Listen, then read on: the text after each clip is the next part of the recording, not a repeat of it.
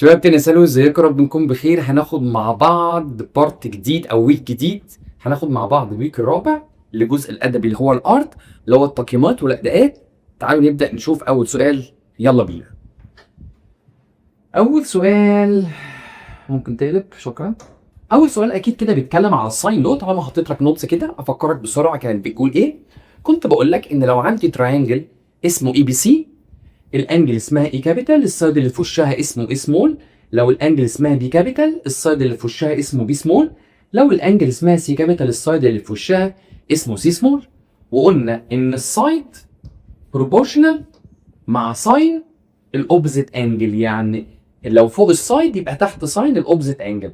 A over sin A equals B over sin B equals C over sin C. وده الرول الاساسي. لو طلب مني حاجات كده حبشتكنات كده ايه، زيادات يعني، ماشي، كمالات. لو عايز A بلس B هكتب تحت ساين A بلس ساين B. طلب B بلس C يبقى ساين B بلس ساين C. طلب مني البريمتر اصلا يعني الصم بتاع الثلاث سايدات. يعني لو طلب فوق البريمتر كانه طلب A بلس B بلس C، هكتب ساين A بلس ساين B بلس ساين C. كل الكلام ده ايكوال تو ار. يعني يا مستر انا لو جالي في الامتحان حاجه من دول لازم اكتب الرول ده كله. طقطق ايه طقطق ده؟ ده الرول الاساسي. طالب A بلس B زودها جنبيهم، طلب B بلس C يبقى ايكوال جنبيهم، طلب الراديوس زوده جنبيهم، طلب البريمتر زوده جنبيهم. ما بنكتبش الرول الكبير ده كله يعني على الفاضي. بعد كده برضه افكرك كده بشويه حاجات عشان اجيب الاريا بتاعت اي تراينجل. كانت عباره عن هاف. اختار اي سايدين يبقى ساين الانكلودد انجل. فلو اخترت A وB اخد ساين C، لو اخترت A وC اخد ساين B، لو اخدت B وC اخد ساين E. ده لو كان عندي تو سايدز وان انجل. ولا ماشي. طب افرض ما كانش عندي ولا انجل، عندي 3 سايدز بس، كنت بجيب بريمتر اوفر 2، بريمتر اوفر 2 ماينس اول سايد، بريمتر اوفر 2 ماينس تاني سايد، بريمتر اوفر 2 ماينس تالت سايد. كل الكلام ده تحت السكوير روت. يلا بينا نشوف اول سؤال. طبعا يلا. عندي تراينجل اسمه اي بي سي. حاضر. لا انا عايزك يعني تبقي سريع على الثبات. هنا اي سمول، هنا بي سمول، هنا سي سمول. مدي انجل ايه 55، مدي انجل بي 47. طبعا من غير ما اكمل انت لازم تجيب الانجل الثالثه على طول، عباره عن 180 ماينس 47 و55. هتعمل كده 180 ماينس 47 بلس 55 تدوس ايكوال، هتطلع معاك. قول يا هتطلع كام؟ هتطلع 78. كمل. اكيد هيديني حاجه. مدي هنا سي سمول ب 8، يعني السايد ده كده ب 8. هنشوف بقى كده هو هيطلب مني مين. بيقول لي عايز الراديوس. find the length of the radius of the circumcircle of triangle. ماشي، عايز الراديوس. ماشي، يبقى انا هقول له ايه؟ A over sin A equals B over sin B equals C over sin C. وطالما طالب الراديوس انا هكتب ايه؟ 2R. ماشي. اللي عندي سي 8 وساين 78 وهنا 2R. زي ما بقول لك انا مش لازم اكتب كله، انا عايز واحد كامل وواحد اللي انا هجيبه. فانا ممكن ما كنتش كتبت ده من الاول، ممكن برضو ما اكتبش ده من الاول عشان اجيب هنا 2R. عايز approximation to less سنتيمتر. هعمل 8 over ساين 78. اول ما ادوس ايكوال هيطلع معايا كده. ده مين؟ ده 2R. يعني هيطلع معايا 8.18. اعمل divided by 2. حاجه زي كده ما اكتبهاش تاني. بصوا، هتكتب answer divided 2 على طول. answer تكتبه من هنا. اوكي، هيطلع معايا ان الراديوس الواحد 4.09. اللي جبته ده الراديوس. هو عايز approximation to nearest سنتيمتر، يعني عايز اخري هنا ببص على النمبر اللي على يمينه. لو النمبر اللي على يمينه كان 0 1 2 3 4 ما بيزودش، لو كان 5 فيما فوق يزود.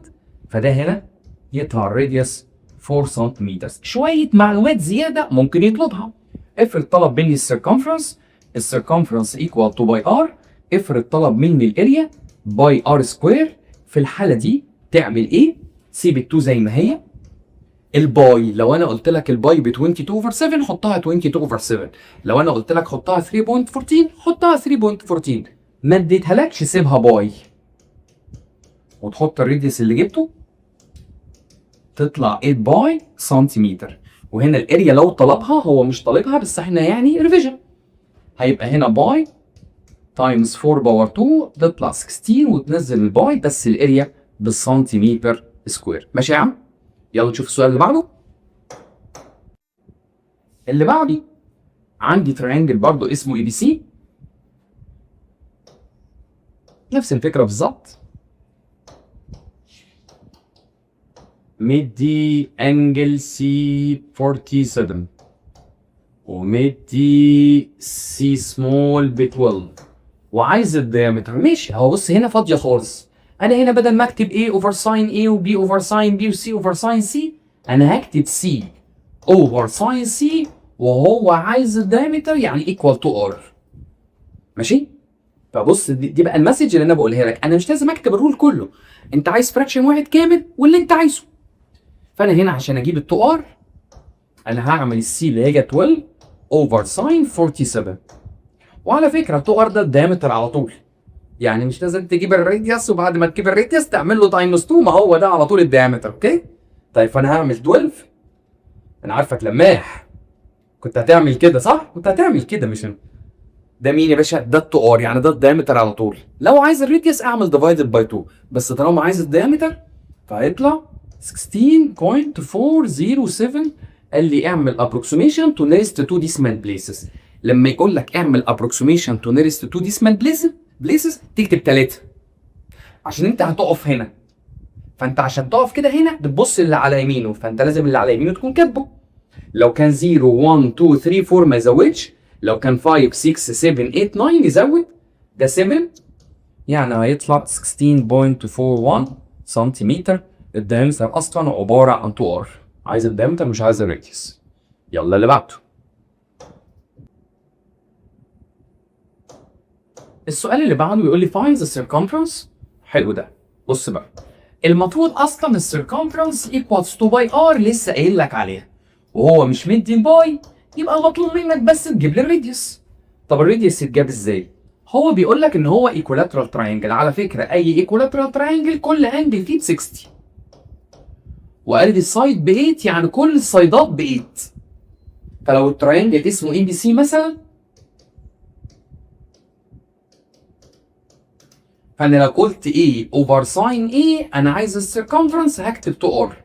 طبعا A اوفر ساين A هي B اوفر ساين B هي C اوفر ساين C. كل سايد فيهم ب 8 وكل انجل فيهم ب 60 equals 2 r. يعني لو عملت 8 divided ساين 60 بس في البراكت عشان ما تطلعش ماث ايرور، هتطلع معاك ب 16 روت 3 اوفر 3. ده مين؟ ده 2 r. عشان اجيب الراديوس اعمل ديفايدد باي 2، اكتب الانسر على طول ديفايدد باي 2، تكتب الانسر ديفايدد باي 2 هتطلع معاك ب 8 روت 3 اوفر 3 سنتيمتر. هو عايز السيركمفرنس هتحط هنا 8 روت 3 اوفر 3، تنزل الواي وتعمل دول تايمز.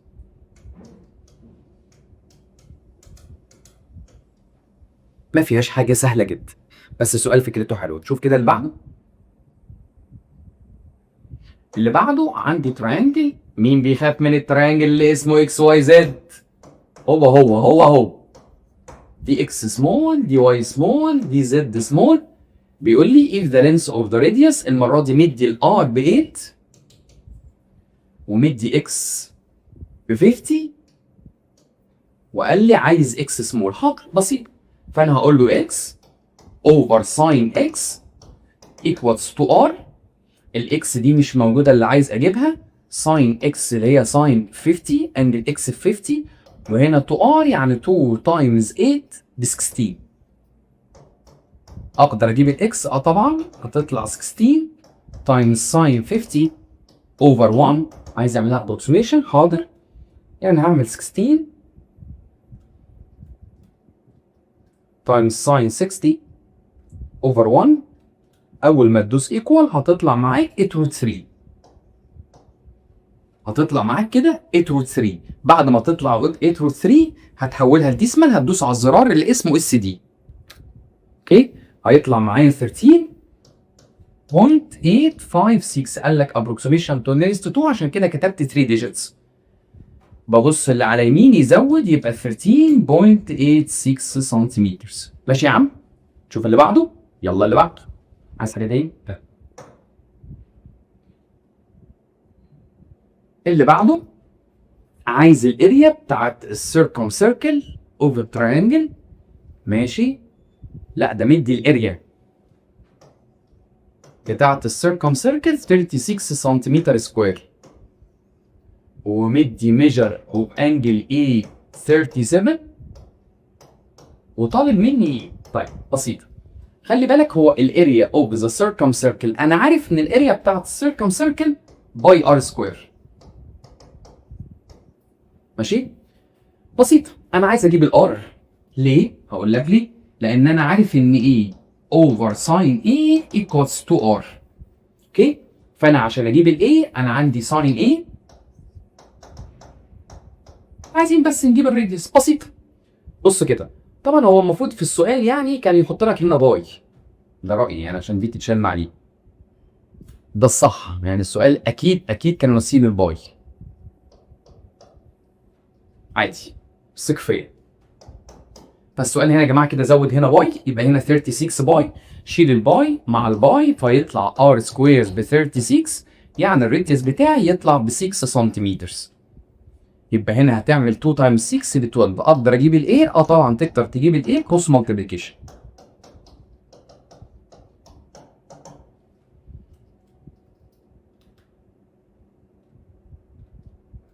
وهقول لك فرضا مش مديك الباي هتعمل ايه؟ هيطلع معايا هنا ب 7.221. عايز كابوكسيليشن؟ لا خلاص، يبقى ايه؟ اكتب 7.22 مش 2. طيب ده المفروض الحل الصح، لكن هو لو ما اديش الباي لازم يقول لك الباي ب 22 اوفر 7 ولا 3.14. عشان كده هنا السؤال ده ناقص انك تكتب باي. شوف اللي بعده. اللي بعده ماشي، هنبدا كده نتكلم في جزء الالجبرا. احنا قلنا قبل كده ان انا عندي 3 تايبس من التايب، يعني كده ايه التايبس اوف الفانكشن. كان عندي 3 تايبس منهم، كان عندي حاجه اسمها ايفن، وكان عندي حاجه اسمها اود، وكان عندي حاجه اسمها نيذر ايفن نور اود. بسرعه كده افكرك يعني ايه ايفن. كلمه ايفن فانكشن يعني يمين قد شمال، يمين قد شمال، يمين قد شمال، يمين قد شمال. كلمه اود فانكشن الفيرست قد الثيرد او السكند قد الفورث. ان ما كانتش ايفن وان ما كانتش اود يبقى اسمها نيذر ايفن نور اود. بالنسبه للايفن الماثيماتيكال بتاعها بدل يمين قد شمال اسمها سيمتريك اباوت الواي اكسس. بالنسبه للاود بدل ما اقول له فيرست قد الثيرد اسمها سيمتريك اباوت الاوريجن بوينت، والاوريجن بوينت اللي هي 0 0، والواي اكسس اللي اسمه اكس بزيرو. كلمه واي اكسس ينفع اسميه اكس بزيرو لان اي بوينت على الواي اكسس بتكون اكس بزيرو، فينفع اقول لك سيمتريك اباوت الواي اكسس او سيمتريك اباوت اكس ايكوالز 0. ده بالنسبه للجراف. لكن لو كانت الجبريكلي انت بتجيب حاجه اسمها اف اوف نيجاتيف اكس.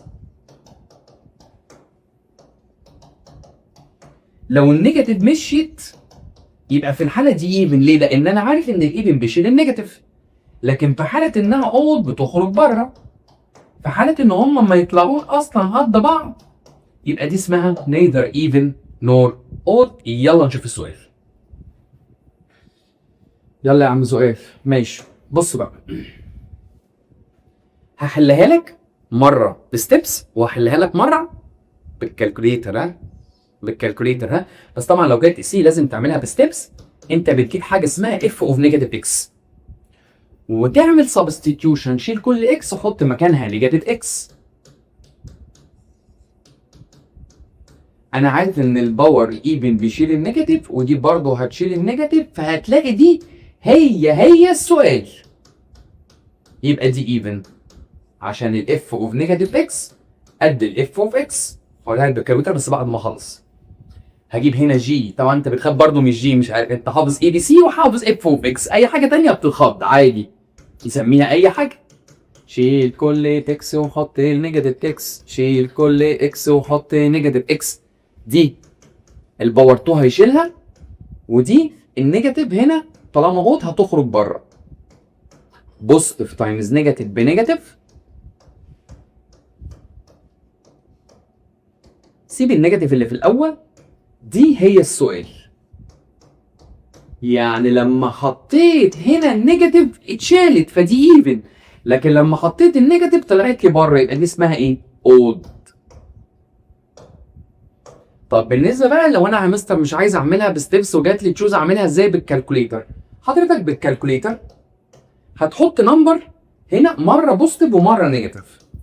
هو اسهل نمبر 1، لكن قلت لك لما يكون في ساين او كوساين او تان او سك او كوسك او كوتان خليك في ال 30 حلوه، عشان دي اللي تنفع انها ميجر انجل.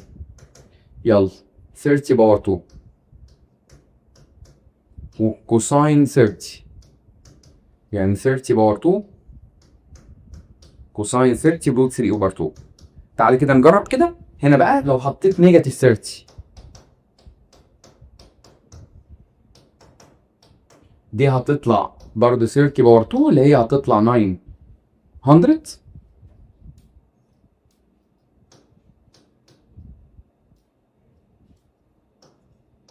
ودي برضه روت 3 اوفر 2. فلقيت ان دي هي دي بالظبط. حطيت دي على الكالكوليتر ودي على الكالكوليتر هيطلعوا قد بعض، يبقى دي اسمها ايفن. تعالى بقى كده نشوف دي. هنحط برضه المفروض احط اي نمبر مره بوزيتيف ومره نيجاتيف، لكن الاسهل طالما في ساين كوساين تان سك كوسك كوتان خليك في ال 30 لان نمبر وينفع انجل. يعني هعمل اكس سكوير تايمز تان 30 وهعمل هنا نيجاتيف 30 سكوير تايمز تان نيجاتيف 30. دي تطلع 900 تان 30 بروت 3 اوفر 3. تان 30 بكام؟ روت 3 اوفر 3. ماشي؟ فدي هتطلع هنا معاك في الاخر بقى خالص، طالما انت كده تشتغل بالكالكوليتر هتطلع معاك 300 روت 3. هات كده التانية هتطلع معاك 900 تايمز نيجاتيف روت 3 اوفر 3، يعني تطلع نيجاتيف 300 روت 3. هتلاقي هي دي بس بعكس الساين، يبقى دي اسمها اود فانكشن. ده الستبس وده الكالكوليتر. يلا نشوف اللي بعده. اللي بعده برضه نفس الفكره، برضه ايفن ولا اود. حاضر خلاص انت كده فهمت الفكره. هتجيب اف اوف نيجاتيف اكس، شيل كل اكس وحط مكانها نيجاتيف، شيل كل اكس وحط مكانها نيجاتيف، فده يطلع نيجاتيف اكس وده يطلع نيجاتيف اكس سكوير. خد النيجاتيف كومن يبقى اكس بلس اكس سكوير. فطبعا ده مش هو الاف اوف اكس ولا حتى عكسه في الصم، يبقى دي نينو. بص اجيبها لك يعني بحاجه سهله. الايفن هتلاقي دي قد دي ودي قد دي. الاود هتلاقي دي اديتيف انفرس عكسها في الساين ودي اديتيف انفرس برضه عكسها في الساين. لكن لقيت واحده زيها وواحده عكسها ايفن على اود ما ياكلش مين.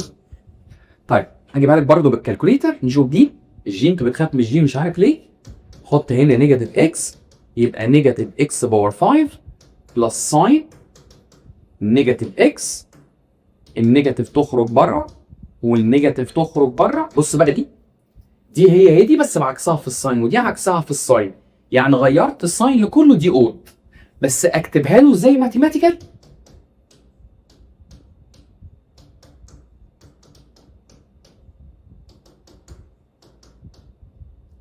بص انا واقف انا كمان على الاف ماشي.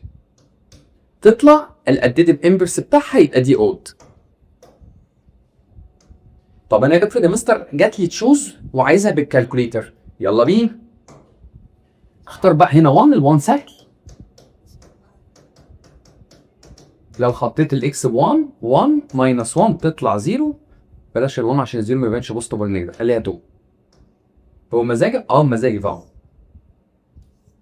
حط هنا 2 يبقى 2 ماينس 2 باور 2 4 تطلع بنيجاتيف 2. حط هنا نيجاتيف 2 ماينس 4 تطلع بنيجاتيف 6. الاثنين دول لو 2 نمبرز طلعوا قد بعض يبقى اسمها ايفن. اديتيف انفرس يعني عكس بعض في الساين زي بعض في الساين ايفن، عكس بعض اود مش قد بعض يبقى نينو. زي بعض even اديتيف انفرس يعني عكس بعض في الساين اوت، غير بعض خالص يبقى ليه. هنا طالما فيها ساين هنحط 30 باور 5 يعني تطلع 30 باور 5 بلس 5. هنا بقى جي او نيجاتيف 30 هتطلع نيجاتيف 30 باور 5 ماينس 5. لا بلس 5. لا صح يا ولد يا ولد يا ولد.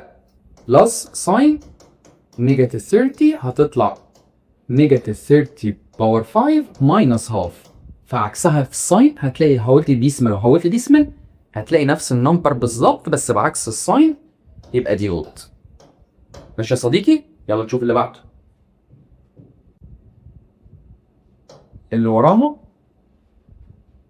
ما نسحل ليه في هي دي ولا باتت ولا ايه؟ ما علقتش.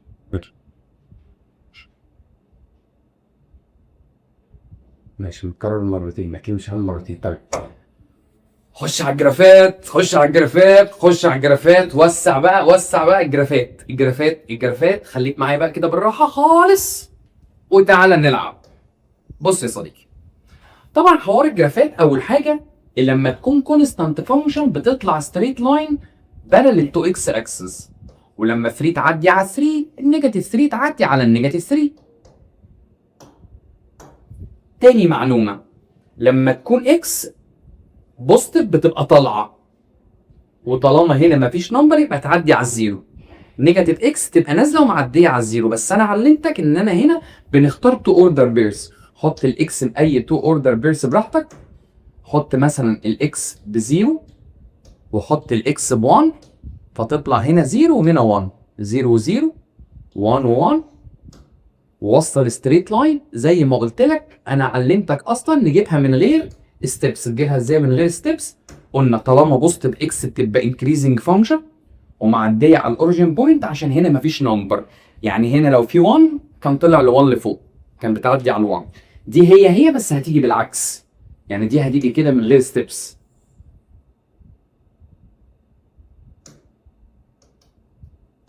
طب يا مستر افرض انا عايزها بستبس. لا ما انا كده كده لازم اقول لك حتى لو انت كده. حط الاكس بزيرو تطلع زيرو، حط الاكس ب1 تطلع بنيجاتيف 1. ادي 0 0 1 ونيجاتيف 1 اهم عديت عليكي.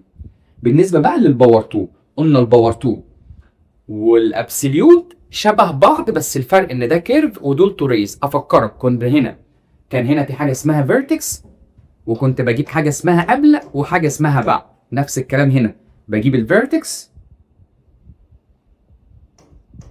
وقبل وبعد. يلا كده بينا.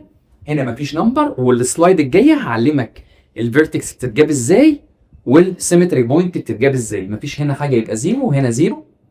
حط واحده قبليها وحط واحده بعديها. اعمل باور 2. يا جماعه لازم تشوف حصه الجراف.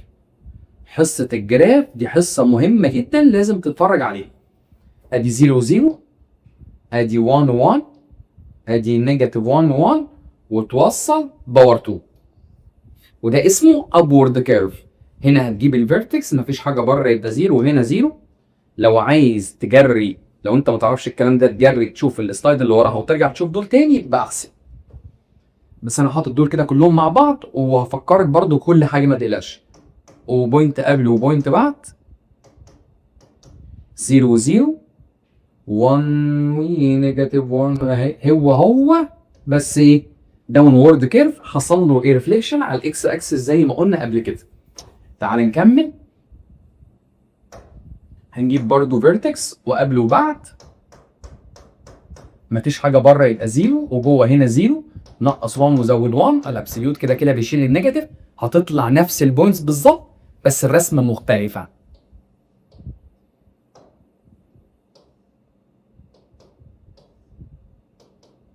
ماشي دي هتطلع برضو نفس الرسمه بس تو ريز. فهنا برضو هجيب الفيرتكس واجيب قبل وبعد. لو جبت الفيرتكس هنا 0 0 وقبل وبعد هتطلع بنيجاتيف 1 ونيجاتيف 1.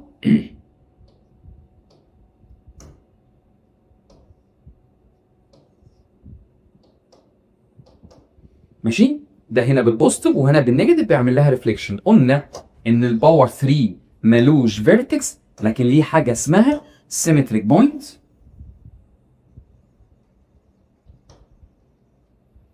هتجيب هنا السيمتريك بوينت بتاعتك، والسيمتريك بوينت بتيجي بنفس الطريقه بتاعت الفيرتكس. مفيش حاجه يبقى 0 وهنا 0 1 والنيجاتيف 1 0 0 1 1. طبعا دي اللي ما يعرفهاش هيفتكر ان هو وصل لاين، لا دي رسمه التعبان عامله كده كيرف لفوق وكيرف لتحت. وزي ما قلت لك دي كان اصلها باور 2 كده بس بناخد واحده بس، ودي كان اصلها باور 2 بس بناخد واحده بس. والبوزيتيف بيبقى في الفيرست وفي الثيرد، النيجاتيف هتلاقيه جاي في السكند وفي الفورث. طبعا حسب الجراف دي حصه ما ينفعش تشوف الريفيجنات غير لما تتفرج على كل الحصه. حصه طويله وحصه حاطط لك فيها كل حاجه بمعنى كلمه كل حاجه، بس مش فاكر رقمها كام عشان اقول لك عليه. موجوده يا جماعه كده اونلاين، ما ينفعش تخش الامتحان لان ده الجراف ده الايسي بتاع الامتحان. هنا برضو مفيش حاجه بره يبقى 0 وهنا 0، حط قبل وحط بعد تطلع 1 وتطلع نيجاتيف 1. طبعا اللي ما يعرفش هيوصل لاين، انا كاني هعمل باور 2 بس هوصل جنب واحد، كاني هعمل باور 2 بس هوصل جنب واحد، ودي اسمها سيمتريك بوينت ما اسمهاش فيرتكس، اللي في ناس بتقول عليها فيرتكس. الفيرتكس بتكون ما بين decreasing و increasing، ما بين increasing و decreasing، عشان دي في ثالثه ثانوي بنسميها critical point. انا اسف نسيت انك قلبي، I'm sorry. مين عارف يمكن تحول بعد امتحان اول شهر. يلا بص هنا بقى، هنا هجيب السيمتريك بوينت، مفيش حاجه هنا بره 0 وهنا 0. اللي مع الفيديو ده يتفرج على هند وقلبي عادي. اي حاجه ادبي انت اتفرج على حاجتك بس، لكن علمي اي حاجه تلاقيها قدامك اتفرج. طبعا هنا كنا بنرسم خط وهمي كده عند الزيرو وزيرو،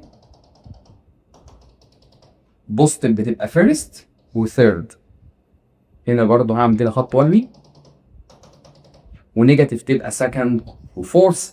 نبدا بقى ناخد الجزء بتاع الفيرتكس عشان بعد كده اقول لك الجرافات بتيجي ازاي. بص يا زميكي، هنا بسرعه كده كنت عشان اجيب الفيرتكس طبعا باور 2 فيرتكس، باور 2 فيرتكس، باور 2 فيرتكس، باور 2 فيرتكس، ابسوليوت فيرتكس، باور 3 سيمتريك بوينت، وهنا برضو سيمتريك بوينت. بتكتب النمبر اللي بره في الواي، بتكتب النمبر اللي بره في الواي، مفيش نمبر يبقى 0، مفيش نمبر 0. هنا في 1، هنا في نيجاتيف 1، هنا في نيجاتيف 1.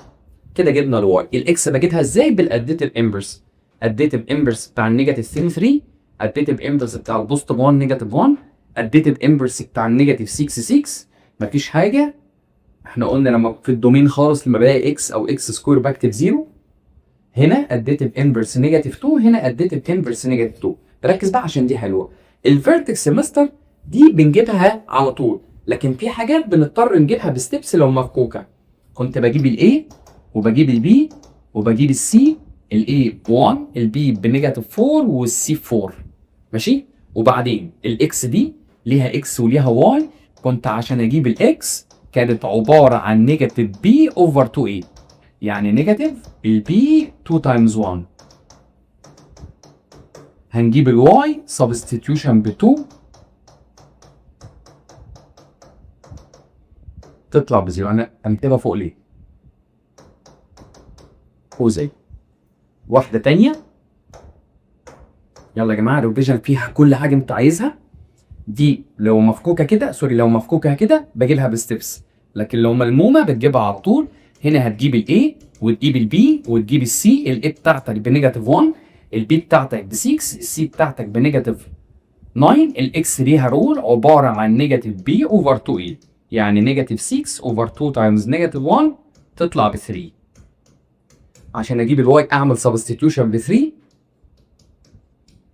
تطلع نيجاتيف 3 باور 2 بلس 6 تايمز 3 ماينس 9 تطلع ب 0. ماشي يا صديقي؟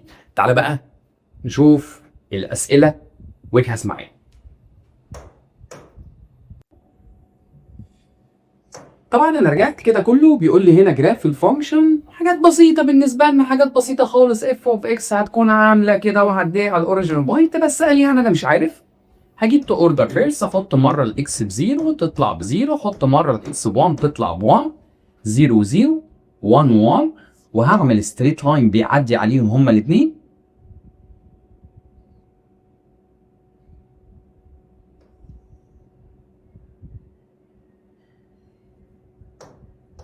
وتطول من الاثنين لان هو مش محدد لك الدومين بتاعك منين لمنين.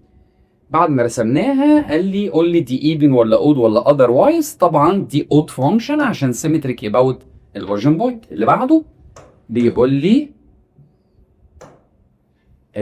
اف اوف اكس ايكوال اكس سكوير. هتكون كده كيرف باصص لفوق، بس انا علمتك هجيب فيرتكس واجيب قبل واجيب بعد، مفيش حاجه بره هنا يبقى زيرو وهنا زيرو، قبليها وبعديها تطلع 0 0 تطلع 1 1 ونيجاتيف 1 1.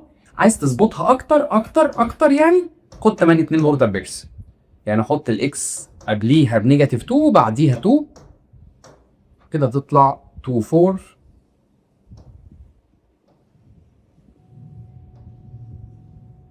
وبيسالني ايفن ولا اود. طبعا دي نوعها ايفن فانكشن عشان يمين قد شمال او سنتريك اباوت للاوريجن بوينت. اللي بعده اكس باور 3، انا لسه قايلهم كلهم، اسمها سيمبلت ما اسمهاش فيرتكس، واسمها قبل واسمها بعد، مفيش حاجه بره يبقى 0 هنا 0، قبليها وبعديها اعمل باور 3 باور 3. عايز تظبطها اكتر برضو زود واحده ونقص واحده كمان، 0 0 1 1 ونيجاتيف 1 من كده، وقلنا هنطلع رسمه التعبان. ماشي يا صديقي؟ بيقول لك برضو ايفن ولا اود، دي سيمتريك اباوت الاوريجن بوينت يبقى اسمها اود فانكشن. شوف اللي بعده، رسمة الابسوليوت هنجيب فيرتكس ونجيب قبل ونجيب بعد. هنا مفيش حاجة 0 و0 نيجاتيف 1، اعمل له ابسوليوت 1 1 تطلع 0 0 1 1 ونيجاتيف 1 ونيجاتيف 1. دي مش محتاج تجيب قبل وبعد، دي بتطلع مظبوطة على طول، بس باورتوها عشان ايدك مش واضحة على الكيرف. ها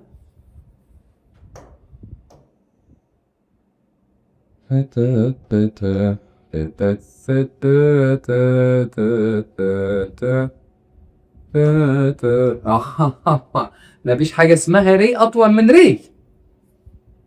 ماشي؟ واحنا مصريين نتخن دي شوية بقت شكلها حلو. ماشي؟ طيب بيسألني ايفن ولا اود، طبعا دي يمين قد شمال يبقى اسمها ايفن فانكشن. اللي بعده رسمة ال1 اوفر تكس. طبعا دي هنا قلنا بنجيب سيمتري بوينت، انا كده قلتهم كلهم بس انا بعيدهم لك يعني. حبيبي نعم الجيزة والله. بص ادي الزيرو والزيرو اهو، وعشان بوزيتيف تبقى فيرست. برضه بيسأل ايفن ولا اود، اود طبعا عشان سيمتريك اباوت بالاوريجن بوينت. اللي بعده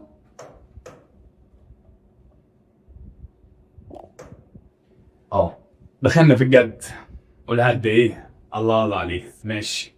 كلمة من جريتر ذان اور ايكوالز 1 يعني من ال1 للبوزيتيف انفينيتي، وهنا سمولر ذان 1 يعني من ال1 لحد النيجاتيف انفينيتي، ودي اوبن. بص بقى يا صديقي بالراحة، الرسمة الأولى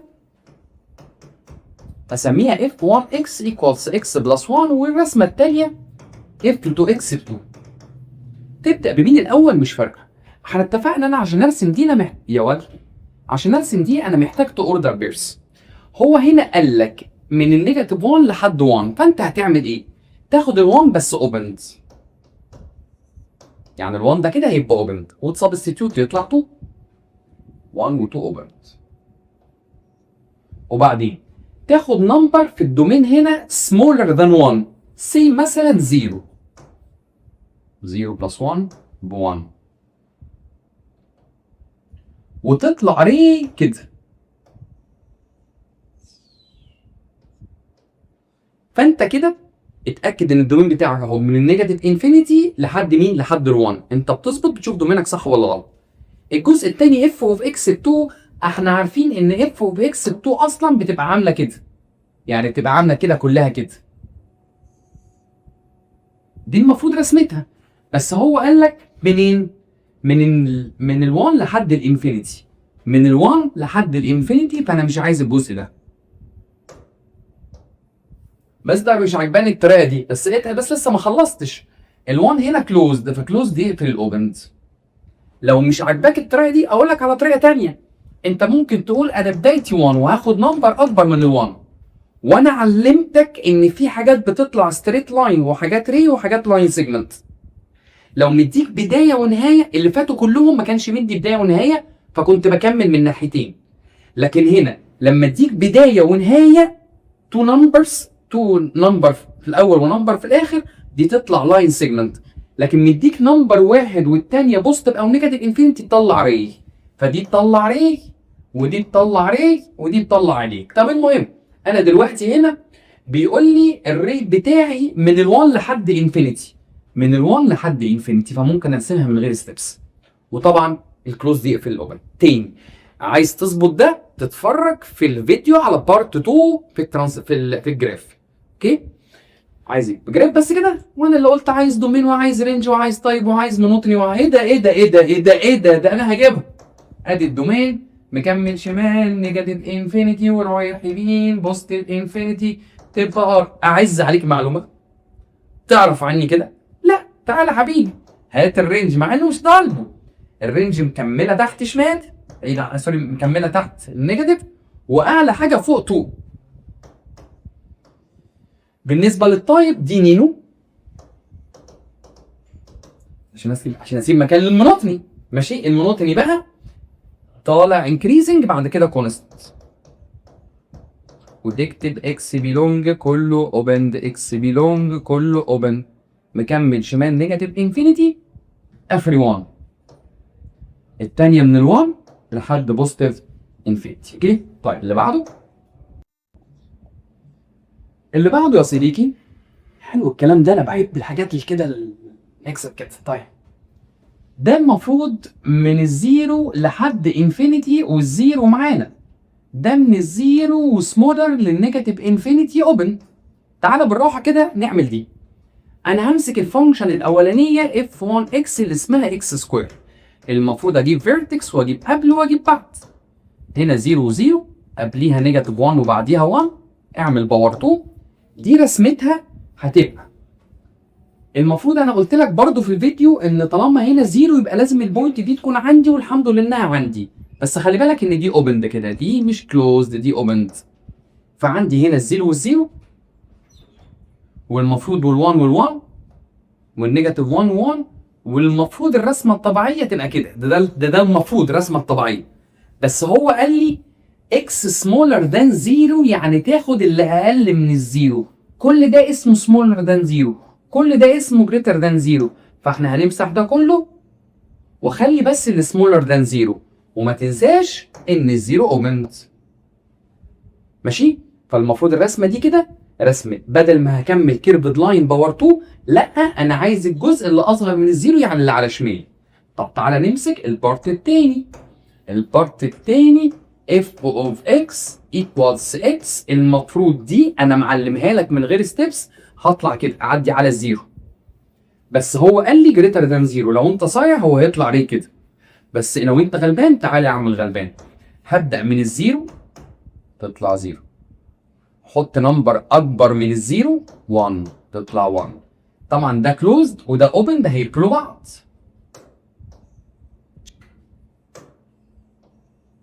وبعدين 1 1 وتكمل ري.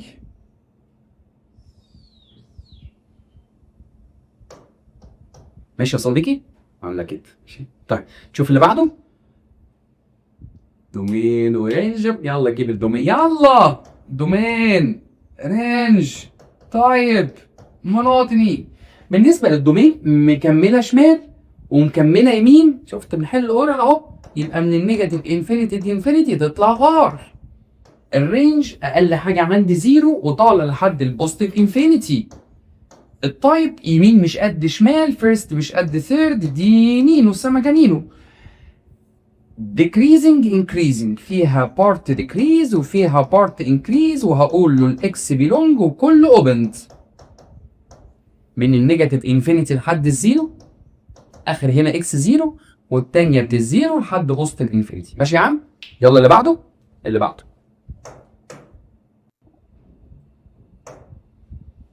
ورجعنا تاني بجزء تريج جديد. يلا نشوف، كان حاطط التريج مع بعض بس زي ما قلنا الوزارة تعمل اللي هي عايزاه.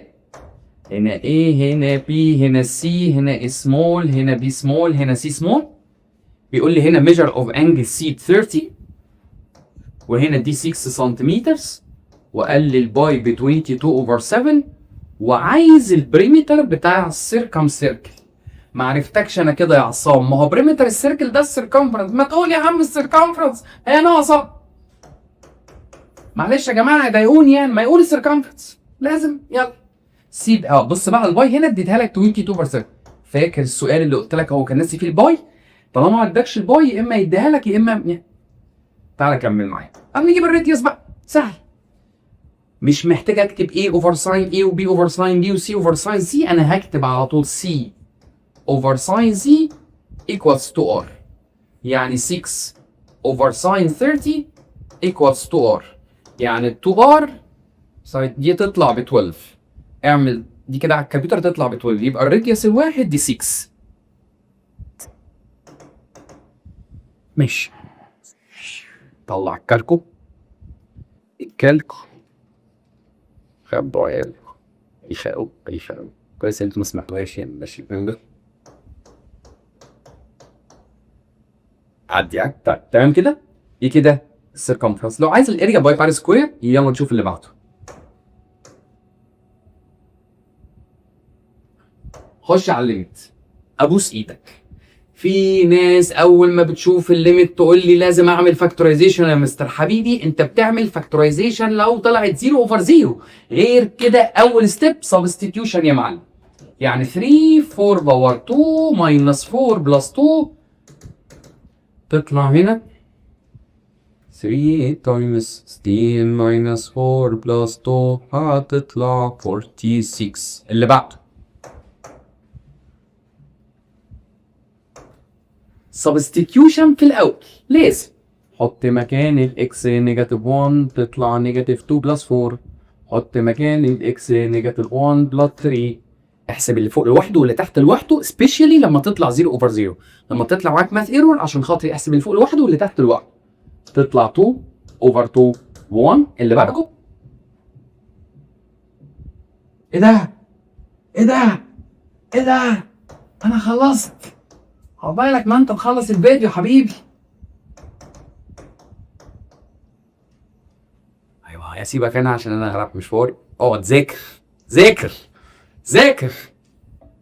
كلمة ذاكر بتعصبك؟ ذاكر. باي باي.